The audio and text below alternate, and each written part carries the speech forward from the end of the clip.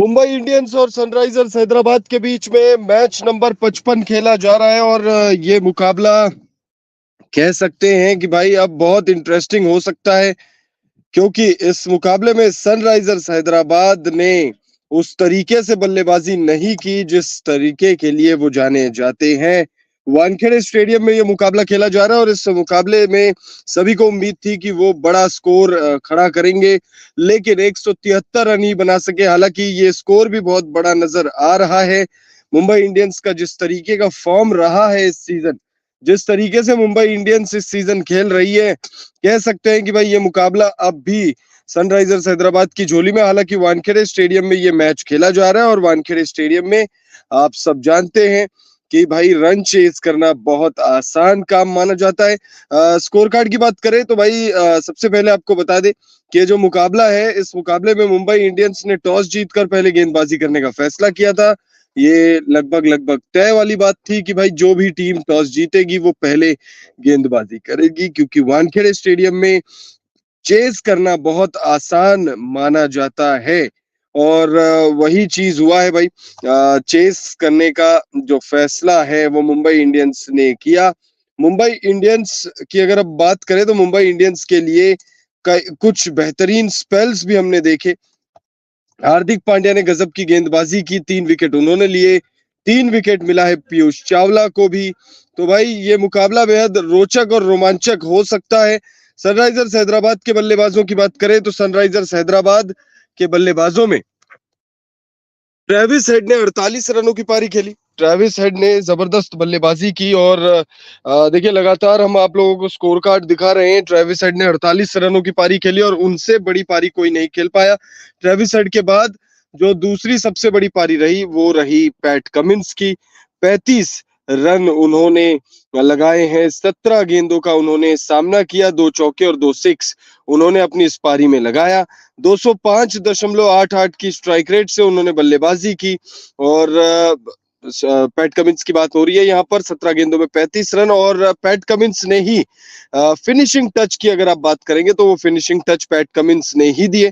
PAT Cummins ने अंतिम गेंद तक अच्छी बल्लेबाजी की और आज देखिए आज अगर विकेट्स अगर वो निकालते हैं कुछ, तो निश्चित तौर पर अगर आपने उन्हें फैंटेसी टीम में अपने बनाया हुआ है अगर कप्तान या वाइस कैप्टन, तो आपके मालामाल होने के चांसेस है। लेकिन चांसेस तो अब आपके हार्दिक पांड्या को अगर आपने बनाया हो तो भी है, क्योंकि हार्दिक पांड्या ने तो भाई कप्तान वाला आप कह सकते हो कि काम कर दिया है। 3 विकेट उन्होंने ले लिए हैं।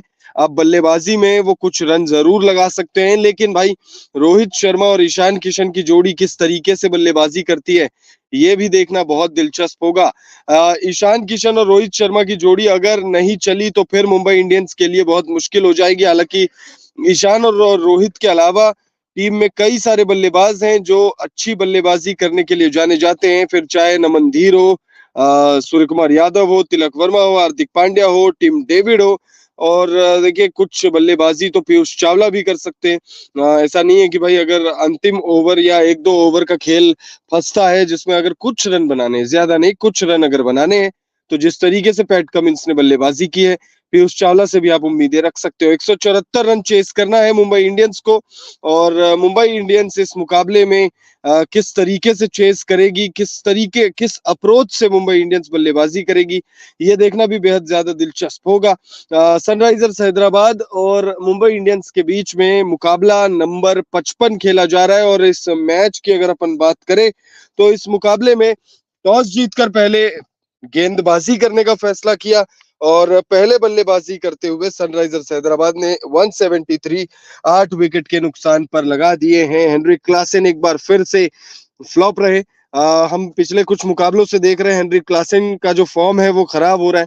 अब ये सनराइजर्स हैदराबाद के दृष्टिकोण से तो बहुत बुरी बात है, लेकिन भाई अगर आप टीम इंडिया के दृष्टिकोण से देखें तो फिर भाई आप कह सकते हो कि चल भाई ठीक ही है। अगर अगर विदेशी प्लेयर्स जो बड़े बड़े नाम हैं अगर वो फॉर्म अपनी खोते हैं तो फिर निश्चित तौर पर इससे उनकी आईपीएल टीम को तो बिल्कुल बहुत नुकसान होगा, लेकिन भारतीय टीम के लिए बहुत अच्छा होगा। क्योंकि ये बात भी आप लोगों को ख्याल रहे कि भाई T20 वर्ल्ड कप 2024 जो है आईपीएल कि इस सीजन के खत्म होते ही शुरू हो जाएगा भाई। जून महीने में टी20 वर्ल्ड कप खेली जानी है, लगभग 1 महीने का इवेंट है और उसमें 20 टीमें हिस्सा ले रही है। 4 टीमों के 4-4 टीमों का ग्रुप बनाया गया है और उसके बाद उन ग्रुप से 2-2 टीमें बाहर निकलेंगी और आगे निकलेंगी और फिर उसके बाद सुपर 8 होगा। सुपर 8 में 2 ग्रुप है और फिर उसके बाद जो टीमें सुपर 8 में 3 में से 2 मुकाबले जीतेंगी वो सेमीफाइनल और फिर उसके बाद फाइनल मुकाबला खेलेगी। बहरहाल आईपीएल के इस मुकाबले पर वापस आ जाते हैं। शहबाज अहमद की अगर आप बात करें तो भाई शहबाज अहमद ने इस मुकाबले में थोड़ा निराश जरूर किया है। 12 गेंदों में 10 रन, एक भी चौका उन्होंने नहीं लगाया और भाई 100 से नीचे की स्ट्राइक रेट है। As a matter of fact 83 का स्ट्राइक रेट है, बहुत बुरा स्ट्राइक रेट। और अगर आप वही दूसरी तरफ अगर पैट कमिंस की स्ट्राइक रेट की बात करेंगे तो 205 की स्ट्राइक रेट है भाई। 17 गेंदों में 35 रन उन्होंने लगाया और 2 चौके 2 सिक्स है उनकी बल्लेबाजी के दौरान। बाकी अगर आप देखें तो भाई ट्रेविस हेड 48 रनों की पारी खेलकर आउट हुए। अभिषेक शर्मा आज कुछ नहीं कमाल कर पाए, 16 गेंदों में 11 रन बनाकर वो आउट हुए।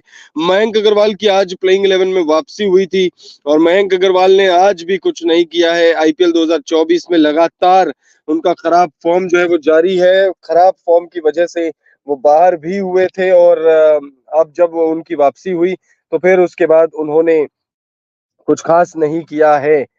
नीतीश रेड्डी की अगर हम बात करें तो भाई नीतीश रेड्डी जो है मतलब पिछले मुकाबले में या पिछले पिछले मतलब जो पास्ट के जो कुछ मुकाबले रहे हैं उसमें उन्होंने अच्छी बल्लेबाजी जरूर की है, इम्प्रेस किया है। बड़ी पारियां नहीं खेली है लेकिन इम्प्रेस किया है।